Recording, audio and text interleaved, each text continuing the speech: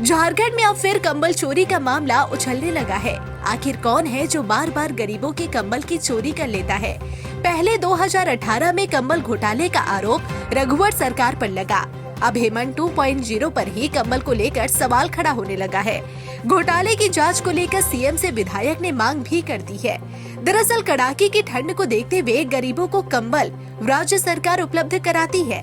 सभी प्रखंड कार्यालय के जरिए पंचायत स्तर तक लाभ दिया जाता है, लेकिन गरीबों तक पहुंचने वाली कंबल उन तक पहुंचते पहुंचते इतनी पतली हो जाती है कि उससे ठंड में कोई फायदा नहीं होता। पहली धुलाई में ही कंबल चादर में बदल जाती है।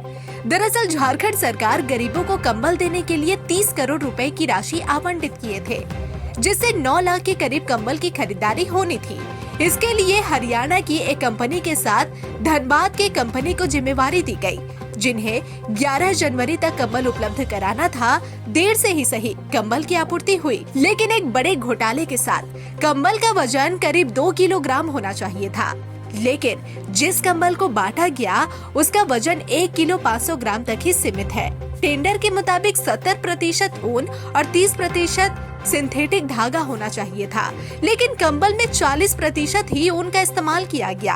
अब इस मामले में पूर्व मंत्री जमशेदपुर पश्चिमी विधायक सरयू राय ने भी मुख्यमंत्री को पत्र लिखकर कंबल घोटाले की जांच की मांग की है।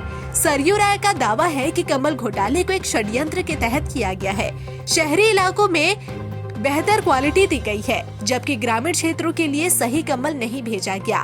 पहले जिले में कंबल खरीदा जाता था, पर इस बार 24 जिले का कंबल रांची से आया है। कंबल को देख लग रहा है कि पुराने कपड़ों के धागे से कंबल बनाया गया है, जिसे धोने के बाद वह कंबल नहीं रहेगा। मुख्यमंत्री हेमंत सोरेन को पत्र लिखकर इस पर जांच की मांग की गई है। उन्होंने कहा कि जो भी कंपनी कंबल भेज रहा है उसकी क्वालिटी की जांच होनी चाहिए। नहीं, कंबल करीब 9,20,000 कंबल राज्य भर में अलग अलग जिलों में बटा है, और कंबल की क्वालिटी देखने के बाद मैंने इसका जो टेंडर डॉक्यूमेंट है वो मंगवाया। निविदा में लिखा हुआ है कि जो कंबल होगा वो हैंडलूम से बना हुआ है और पावरलूम का बना हुआ नहीं होगा, ये भी लिखा हुआ है। दूसरा लिखा है कि 70% ऊन होगा, बाकी 30% नया धागा होगा, और धोने के बाद इसका वजन 2 किलो से कम नहीं होना चाहिए। ये कुछ शर्तें उसमें लिखी हैं। अब कंबल को देखने से ही लगा कि इसमें से कोई भी हैंडलूम नहीं है, सब पावरलूम का बना हुआ है। वैसे पानीपत में इतना अब हैंडलूम है भी नहीं, वहाँ केवल पावरलूम ही अधिकतर।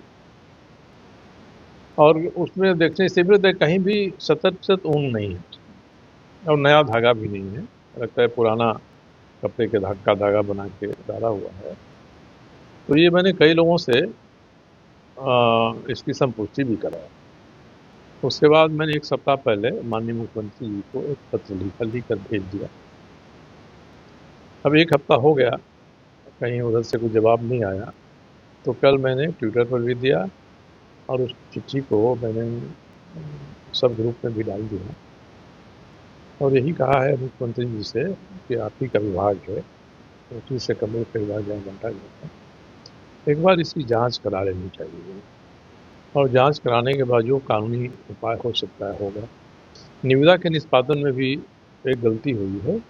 किसी भी निविदा के निष्पादन में पहले जो तकनीकी बीड होता है पहले खोला जाता है, और जो तकनीकी रूप से जो बता दें कि कंबल घोटाले की शिकायत सीएम तक पहुंच चुकी है। फिलहाल अब देखना होगा कि आखिर इस पूरे प्रकरण में क्या कुछ परिणाम निकलकर सामने आता है। जमशेदपुर से रंजित ओझा के साथ ब्यूरो रिपोर्ट।